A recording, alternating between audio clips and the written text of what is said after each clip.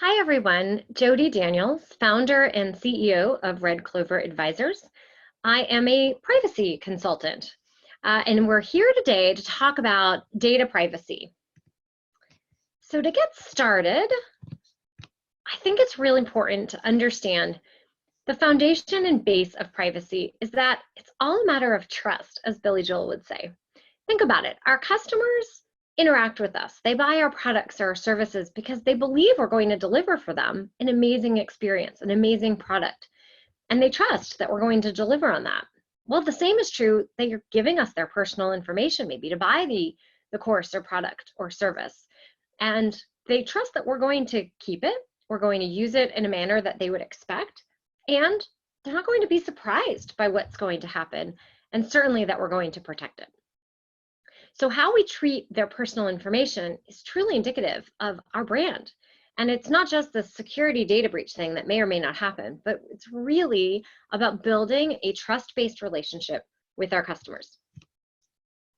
So this is actually a video. I am not going to play it today, but I definitely recommend that you go ahead and try and Google it. And it's a Apple iPhone kind of privacy matters 1-minute commercial. What it does is it goes through all the different places that you would expect privacy. Maybe it's putting on lipstick in the car, or getting dressed, or what are you eating? And it goes through all these different daily scenarios of where you would expect to have privacy. And it's really a reminder to us of the privacy matters. And again, it's not only about the protection of data, a very important critical piece, and we're going to talk about that. But again, it's about how are we connecting with our customer and how are we treating the type of information that they're exchanging with us. Maybe it's health information, and you might not be a doctor and have to comply with HIPAA, but maybe you're helping someone and it's pretty personal information that they're sharing with you. Or maybe it's company confidential data, right? We say, well, when I work with you, I hope that this information will be kept confidential. Why? Well, because that's private, that's to me. That's a key part about privacy. And what we're going to talk about is it really extends to the personal information that we have. So it's springtime in many parts of the country, and many of us are locked in our houses. And so going out to a sprinkler might be the only closeness we're going to have for fun for kind of a while.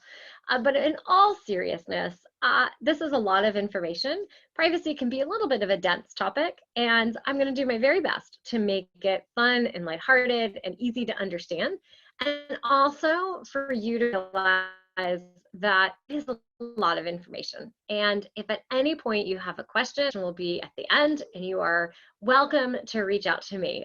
But just like this little girl, who is not my child, I should also add, but would totally be the person in this picture, embrace it and enjoy the ride. So first I wanted to emphasize two big laws that really are kind of the crux of what I want to speak about today. So the first is GDPR, the General Data Protection Regulation. It will celebrate its second birthday, May 25th, 2020. And the other law is CCPA, the California Consumer Privacy Act. It became effective January 1st, 2020, and its enforcement date actually begins July 1st, 2020. So GDPR is, most people are familiar with the inundation of cookie banners that I'm sure you've seen all over the web when you've gone browsing, and you probably got a flurry of privacy notices. So a lot of people realize, oh, I have to have an updated privacy notice, and I have to have things. It's very focused on the kind of data that I'm collecting, how I'm using it, what is it, and there's some very particular items that have to happen of all of that. And it's the business's way of telling the end person, oh, this is what we're doing with your information. It's important to know that GDPR affects any business around the globe that is serving an EU resident. That can be in a couple different ways. I have a EU resident as customers. I'm actively targeting, so maybe I don't have customers yet, but I'm trying to get them. Maybe I'm a service business and the business that I do is on behalf of someone, and the data they send me might be of EU residents, or it might just even be in the EU, and so I have to comply with it. So I could be in Tahiti and I have a global audience. I have to comply with GDPR. I might have a blog. I might be a consultant. I might have, a financial practice, whatever it might be. If I am truly serving a global audience, then I am in scope for GDPR. CCPA has a similar feel, except there's some floors. There's some minimum criteria. There's some revenue criteria. It's $25 million of global revenue or 50,000 data points of personal data. That could include website visitors. It could include an email list. What's very important, and we'll talk about this, is sort of the scope of personal information. But the other important thing to understand on CCPA is that maybe those numbers I threw out at you, you tell me, oh, well, I'm so small. I definitely don't fall within that scope. Keep in mind that from the outside world, they don't know that. So the perception is, oh, there's this new law, and the average person isn't going to realize, oh, well, you're too small. You don't have to worry about that law. That's fine. You can do anything you want with my personal information. There's a little bit of this new customer expectation of what customers expect businesses are doing with their information. Because again, it goes back to that element of trust that I started with. What do I mean when I say personal data? Now, first, under GDPR, they say personal data, and under CCPA, they say personal information. I might use them interchangeably. They're generally speaking the same thing. It's the basics that you would expect: contact information, financial information, health information. It also is all those digital identifiers, those cookies, the Google Analytics pixel, the Facebook pixel, any type of targeted advertising that you're doing, your national identification number, gender, religious information. Maybe you know the meal preference of someone that might be kosher. You might be able to insinuate their religion, their philosophical views, their job information, criminal information, genetic information. A lot of information is in personal data. And what makes it most unique is that the online data is now included, because so often people said, well, it's just an IP address, or I just have a Google Analytics pixel or Facebook pixel. Now that's all included in personal data. So you're likely watching this summit in quarantine. Like myself, I am based in Atlanta, Georgia. So what is the COVID-19 impact on privacy and security? Well, there's a couple.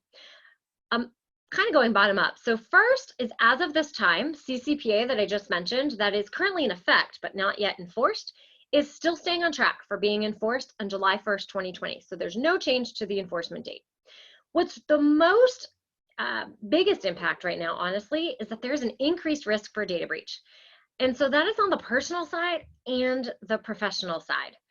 So think about how many people are working remotely now for the first time ever. And they might be working remotely on their home computer or a lot more on their phones than they might have before. You also have children around the globe who are learning virtually. So they also are online and all types of devices. That is a treasure trove for a cyber criminal. Look at all these unsophisticated users that are here that I can tap into and go get all their information. So from a business, I can go and sneak in and find all that company information and expose it. From a personal standpoint, wow, I can go and steal your identity. So there's a significant risk for a data breach. And under both of these laws, there's significant penalty to companies if there's a data breach. So it's really important to create remote working policies and procedures, whether you are a small business of 1, 2, 4, or even just personally in your own home. So a few interesting things that I thought I would share is kind of, what are these security threats? Well, you're going to see a lot more scams, unfortunately, because the bad guys like to prey on the good-hearted people. People are looking for, PPE, for masks, for gloves. You're going to see, get your free masks here, or I have masks, and it's all going to be, really a fake site. It's going to be not secure sites trying to sell you things. People are looking for access tests really quick. Or how about a free iPhone so you can keep in touch with people? There's going to be all kinds of scams. And these are, unfortunately, ways that people can take advantage very quickly. So it's really important to educate yourself on how to prevent what's kind of called a phishing scam, which looks like it's a real email, but actually it's really not. Some easy ways to try and remember to protect your information are some good password hygiene. So have a passphrase, not just sort of, 8 letters or 8 characters that are a bunch of letters and capitals and funny symbols, but maybe on an entire phrase that you can remember. I use a program called LastPass. Another one is called Dashlane. It helps you create really complicated passwords that you never need to remember because LastPass does, and it's already done all the hard security work for you. Make sure you change your passwords every 60 to 90 days, and you should not have the same password. I know there's so many passwords, and it's so hard to keep up with all of them that we often try, we sometimes do that. But instead, what you want to do is you want to have an app kind of like a LastPass that will let you differentiate. So you can do that. Now, why is it so important to differentiate? Imagine someone gets access to your, an account for Amazon. They might not be able to get all of your financial information from Amazon, but now if you use the same password to your bank, now they can. And I've even heard some really interesting ones where they've taken over your phone, and by using breaking into your phone, then they're able to reset all the passwords everywhere else. So it's critical that you have multi-layered approach to password management and you don't use the same passwords everywhere.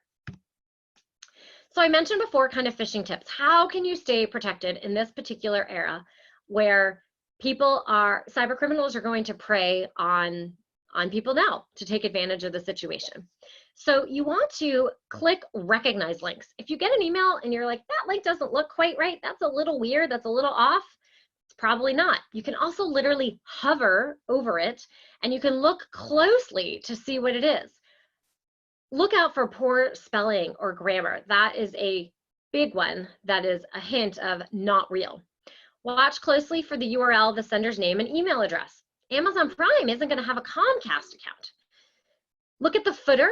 The footer also might look a little bit different. If you normally get an email from this account, then go and look at the one you know for sure is going to be the right one. And there's often something just enough of a little bit different that you can tell.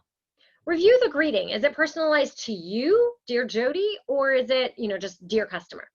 Don't click attachments, especially if anything I've just said calls out to you, do not click the attachment. And, what is the ask that they're asking, especially if there's an urgent threat? Must click now, urgent right away. That is a clear sign that this is a phishing email, and don't do it. Another interesting tip is, especially I use Outlook, and so there's often reading panes where you can kind of view either to the right or below what the email is, and you can look for some of these without ever having to open the email. What are some other considerations? So we've talked about making sure you have complex passwords and an app. Some other ways to be able to protect your business and personal data in this environment, and honestly always, is to use a VPN, a virtual private network. I use NordVPN, which is great for small business. It's extremely affordable. There's a multitude of other ones that are out there. I also highly recommend that you scan your home computer, your personal computer, your business computers, your devices for malware and viruses. Personally, I use one that's called Avast, and there's a free version and a pro version. I think I honestly have the free version and it works just fine. Some other options for you is to enable two-factor authentication. So you might be familiar with like the one-time passcode. So on my bank, for example, there might be a one-time passcode. I have a login with my username and my password, and then it sends me a text code I have to enter in. There's other tools like Authy and Google Authenticator. This is another layer of defense to help protect you. I did a variety of webinars in the last week on this very topic, and I was joined by the Secret Service. They mentioned the best prevention is to have a multi-factor authentication, two-factor authentication, and a complex password and a VPN. You do those things and you are protecting yourself significantly. And it's really important because people are our strongest and our weakest link when it comes to security and privacy. So these measures, which are very people driven, right? The password and have to set up the extra two-factor authentication, it's all very people driven. Remembering how to look at a phishing email, tell your children, tell your grandparents and your parents and your colleagues how to spot a phishing email. It is up 350% in just the last couple of weeks, given what has happened with the coronavirus. What are some other things you want to think about from a privacy point of view? Well, limit however many household members are accessing your equipment where you might have company and personal information that's there. When you're sharing, because now everyone for sure is on all kinds of Zoom calls, be careful of what you're sharing. Make sure it's you've closed the right windows before you hop on the next conference call. You want to have client information be shared. You want personal information to be shared. It's also important to realize that the privacy laws are still here. They haven't gone away. You might have read a little bit about HIPAA. The only thing about HIPAA that's been relaxed is the ability for telehealth to happen on some other platforms these days. But otherwise, all the laws comply. So for example, there's this thing called individual rights. We're going to talk about that in a minute. Those are still here. You still might get Jodi to say, tell me what information you have on me. And if you're looking at new tools, you want to be thinking about, oh wait, they also have to make sure that they still comply. And as companies try to be really creative with different types of data collection and use, maybe you are helping advise companies on how they might be able to, be successful in the economic climate. You might have some creative ideas. Keep in mind the privacy law requirements underneath those. And as marketers, and I got to privacy from marketing, so very familiar with all the inside ideas. It's kind of fun, right? Don't worry, it's just marketers. We're just collecting personal information so we can deliver better advertising. And in reality, that's true. We want to bring value to our customers, but we also don't want to be invasive when we're doing it. I mentioned those privacy notices. It's very important. It's not one of those things that you just want to go find off of whatever template you can or go and borrow it from some website. First, it is actually a legal document and you are held liable to that document. You really want to make sure that you know what's in it and it's applicable to you. I've had clients before come to me because they've borrowed from some other site and nothing that they put on their website was even remotely close to what they thought they had. So it really needs to be tailored to your business and your site and what you are actually doing. And this is your chance to communicate, to deliver that message of trust to your customer. And it should say what you do. And then whatever it is that you say, you actually have to make sure that you do in your business. And it's not a one-time thing because our businesses change. We might try out a cool new marketing trick or hack, or we might use data, or we might have a new partner. So it needs to be evolving. When you create your privacy notice or your experience and you put that cookie banner up, make it be a positive experience. Make it, be part of the branding of your site, not just something that was kind of slapped up there.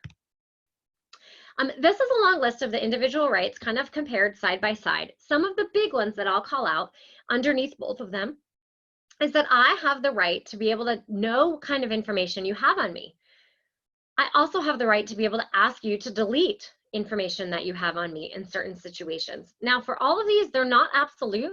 There is a process that has to go through of validating that Jodi's Jodi, and whatever the right is, I know what kind of data I have, figure out what third parties might be a part of it. All of this has to be done in GDPR is 30 days, CCPA is 45. So this is a big process that you have to be able to go through and make sure that you can honor. And you might even be advising clients and have to help them create this process. So I kind of mentioned it a little bit. The idea underneath individual rights is basically figure out, well, how does Jodi even submit? I want to know what you have on me. And how do you make sure that I'm actually Jodi? And then if I'm going to give you information back, we want to protect it and want to make sure it's coming back in a very secure fashion. And then whoever's going to be a part of this, maybe it's you, maybe it's a virtual assistant, maybe it's other members of your team, they need to be trained on what the requirements are and that you create a sustainable process. So privacy compliance is a requirement. I have a number of companies and businesses that have come to me because their customers demand that they're compliant, small to large. And oftentimes, if they're not, sales can be on the line. Now, the other thing is more and more companies or customers rather, are looking to companies to make sure that they have a secured website. Is it HTTPS? Can I understand what kind of data they're collecting on me? How are they treating me as a customer from a privacy point of view? So in the B2C market, we're seeing it that way too. Any type of investment dollar or M&A activity also has a privacy and security component. And again, we're in this data breach rich, heavy environment, unfortunately for cyber criminals, that we really want to make sure that we are going to be in a good place. So while it's not only the law to comply, also our customers and our sales are on the line. And so, hopefully one day we'll all get back to an office and it'll look maybe something like this. If you have, all different kinds of data all over the place and trying to figure out what it is, then ultimately we want to be able to kind of bring it back together, and so that it makes sense into a cohesive plan, because I love Zig Ziglar. So I share this quote with you. If people like you, they'll listen to you. But if they trust you, they'll do business with you. And just like I started this conversation, it's all about trust. These are privacy laws, and generally speaking, businesses don't kind of pick and choose which laws it is that they like to comply with, and I don't really like that law. So, right, we all are trying to be good business citizens.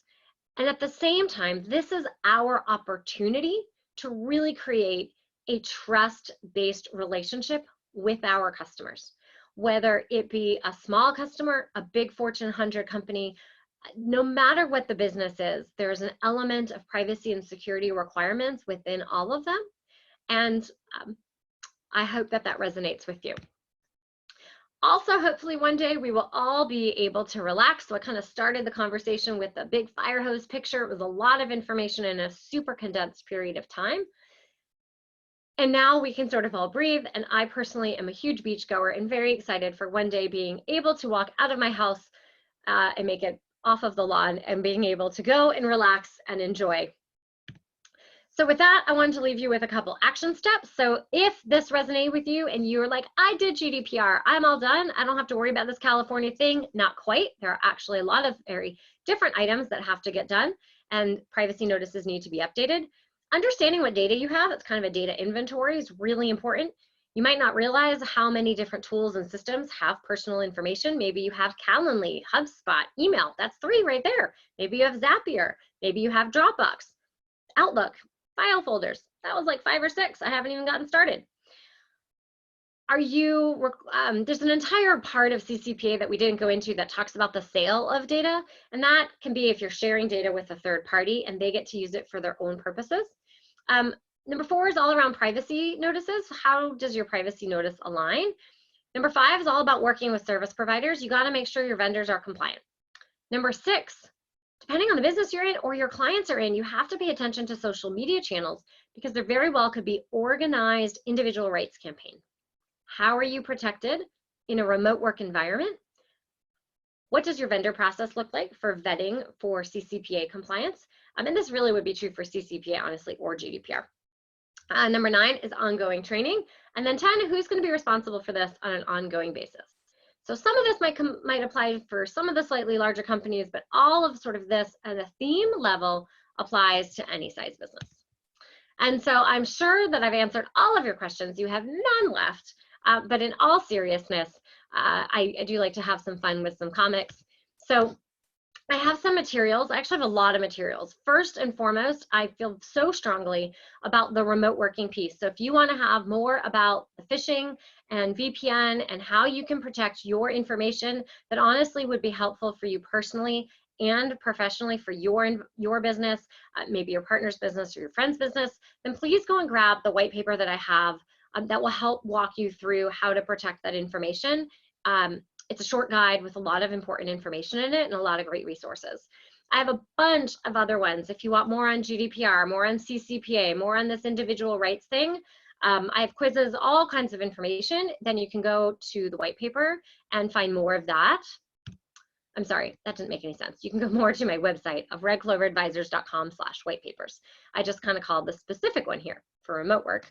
And then here's all my contact information. I would love to be connected with you on social media, so please do reach out. I hope that you learned something a little bit more about privacy today, and that you understand how it's connected really to the foundation of what your business is, which is building a long-lasting relationship with your customers, fueled based on trust that you'll deliver their product and service, and that you also will honor their personal data.